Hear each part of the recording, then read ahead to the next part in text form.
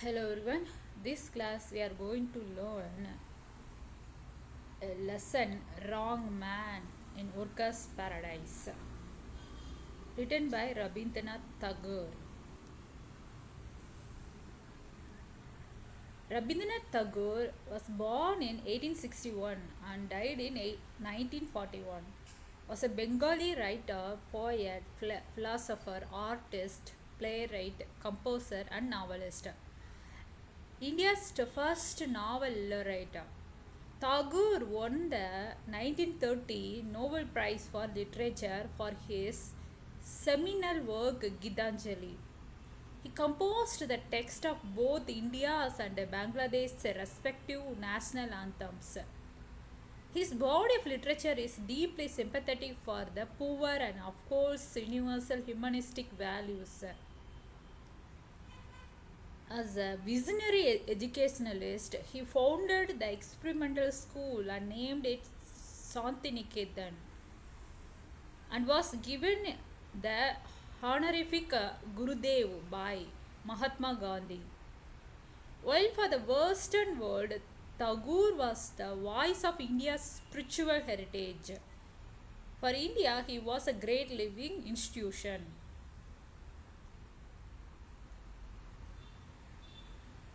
Let us see the summary of the story, The Wrong Man in Work of Paradise. The author begins the story by describing the protagonist as a man who never believed in mere utility, had no useful work, and so he indulged in mad whims and impulses. He fainted and made little pieces of sculptures, man, woman, and castle, and ended up wasting his time on all useless and needless things. Thus, people laughed and cheered at him. He spent his time on earth in doing useless work, but fate and destiny had inadvertently bended his permanent abode as paradise after death on his earth. Just like students who hardly study end up passing the exam. So this man ends up in paradise having done nothing useful and productive in life. The gates of heaven opened wide for him and he was sent to the workers' paradise. But the newcomer didn't fit in well with the atmosphere in worker paradise. He lounged in the streets absent-mindedly and was jolted by the hurrying men, who were happy to be busy. He lay in the green meadows or close to the fast flowing stream. A girl went hustling, bustling every day to a silent torrent to fill her pitchers. Her movements were like the rapid movements of the skilled hand on the strings of a guitar. She seemed to be in a tearing hurry all the time to finish her undone task. The girl of the silent torrent felt that to be idle was sin and one had to be busy all the time doing some work. The girl on watching relaxed man doing nothing useful and wasting his precious time feels pity for him and asks him about his work. He informs that he has not a moment to spare for work, while the girl surprisingly has not a moment to spare on account of work. The girl, who never understood what he said, was quick enough to say that she would be happy to spare some work for him if he would like to wish, which he happily responds, saying that he had been waiting there only to take some work from her. And asking about his choice of work, he requests for one of her pictures that she can spare for him.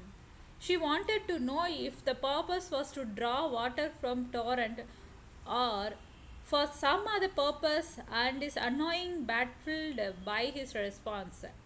When he says that he would like to draw pictures on the paths, she reports by saying that she has no time to watch on.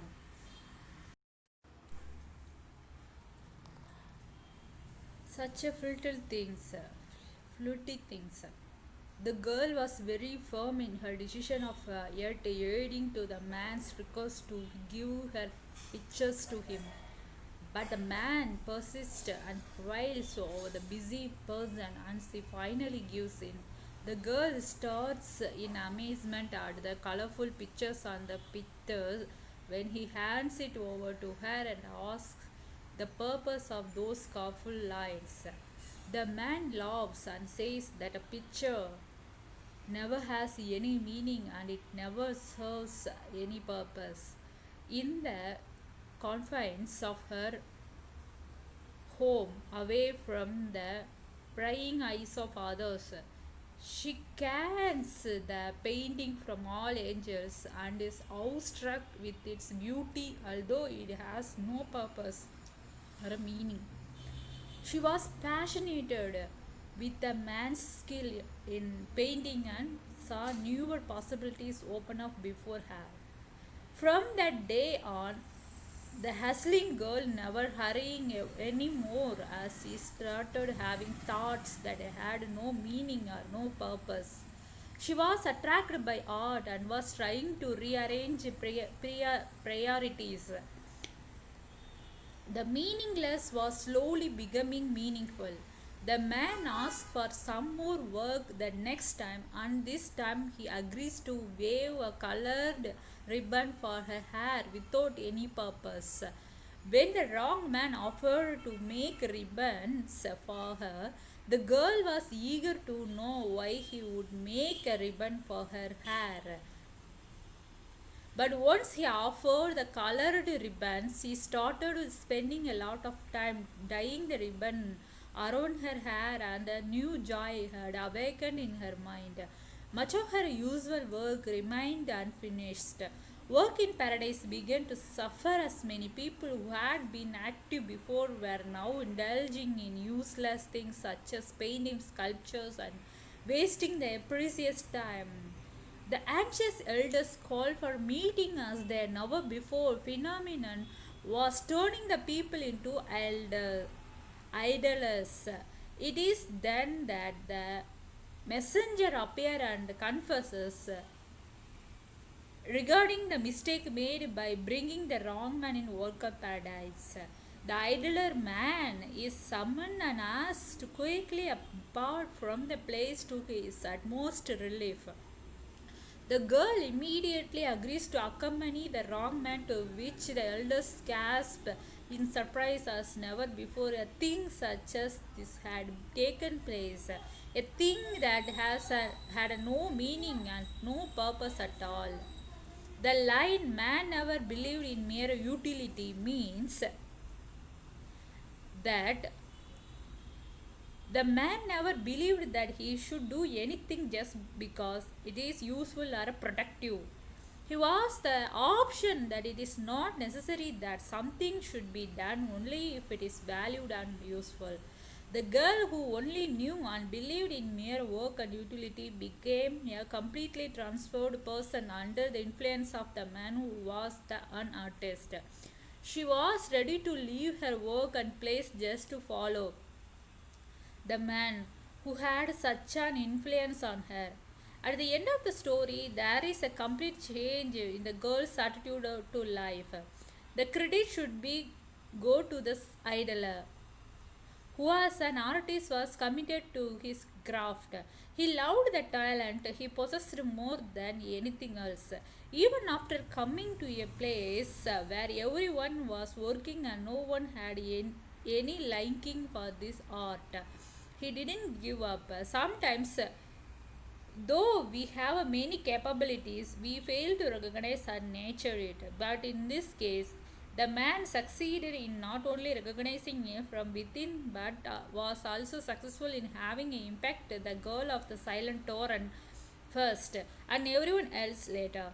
Many a time there are no takers for our talents, but in this story, although the girl didn't show any interest in the artist's values of man, slowly she becomes open minded and realized that the art has something meaning and purpose and accept it wholeheartedly.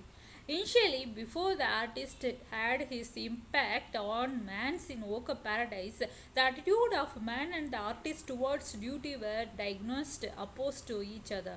The man believed that no one had to do some work which is useful and not waste time on the other activities. But the wrong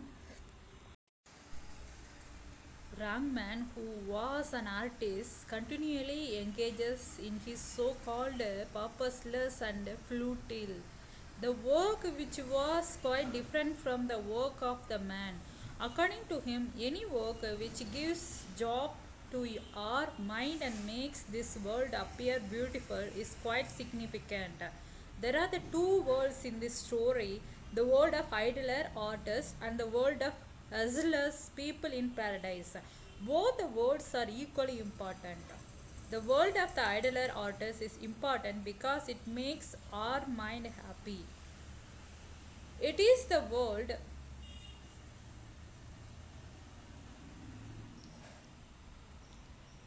where all of us forget our sorrows and take a delight in the activities of our life.